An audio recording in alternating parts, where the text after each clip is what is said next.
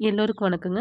இன்றைக்கி வந்து பார்த்திங்கன்னா, ரொம்ப டேஸ்டியான முட்டை தொக்கு வந்து ரொம்பவே சிம்பிளா, ரொம்பவே டேஸ்ட்டா வந்து சட்னி எப்படி செய்யலான்ட்டு பார்க்கலாம் வாங்க.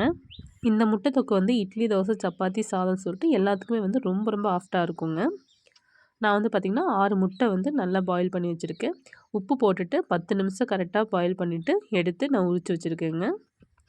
இதுக்கு தேவையான மசாலா வந்து பார்த்திங்கன்னா, நம்ம வறுத்தரைக்க போகிறதுல அப்படியே வந்து பச்சையா அரைச்சிட்டு தான் நம்ம தாளித்து விட போகிறோங்க.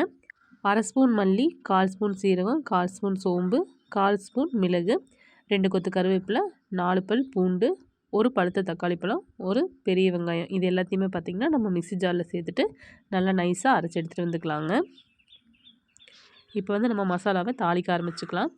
கடாயில் வந்து 2லேருந்து 3 டேபிள் ஸ்பூன் அளவுக்கு எண்ணெய் விட்டுக்கோங்க. எண்ணெய் நல்லா காஞ்சதும் கொஞ்சமாக கடுகு, ஒரே ஒரு கொத்து கருவேப்பிலை மட்டும் சேர்த்துக்கிறேன். நீங்கள் வந்து உங்களுக்கு ஆனியன் சேர்த்த விருப்பம் இருந்தால் நீங்கள் சேர்த்துக்கலாங்க. நான் வந்து நம்ம அரைச்சி வச்சுக்கிற பேஸ்ட்டை வந்து டேரெக்டாக சேர்த்துக்கிறேன்.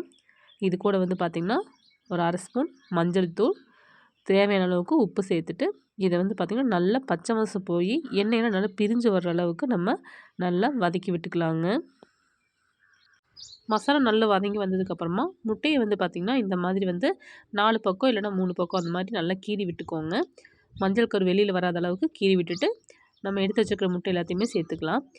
நான் வந்து 6 முட்டை பாயில் பண்ணி வச்சுருந்தேன். என் குட்டிமா வந்து எனக்கு ஒன்று வேணும், நீ தாளிக்கிற அளவுக்கு எனக்கு பொறுமை இல்லைன்னு சொல்லிட்டு அவன் ஒன்று வாங்கிட்டு போயிட்டா. அதனால் வந்து 5 முட்டையை மட்டும் நான் கிரேவியில் போட்டுட்டு நல்லா வந்து பார்த்திங்கன்னா ஒரு 2 நிமிஷம் வந்து அப்படி நல்லா பெரட்டி விட்டுக்கலாம். அந்த எசன்ஸ்லாம் நல்லா உள்ளே இறங்குற அளவுக்கு பெரட்டி விட்டுக்கலாங்க. ஃபைனலாக வந்து பார்த்திங்கன்னா கொத்தமல்லி தழை வந்து நல்லா பொடியாக நறுக்கிட்டு தூவிட்டு ஒரே ஒரு தடவை மட்டும் கலரி விட்டு நம்ம ஸ்டவ் ஆஃப் பண்ணிக்கலாங்க. சூப்பரான முட்டை தொக்கு வந்து ரெடி ஆகிடுச்சு.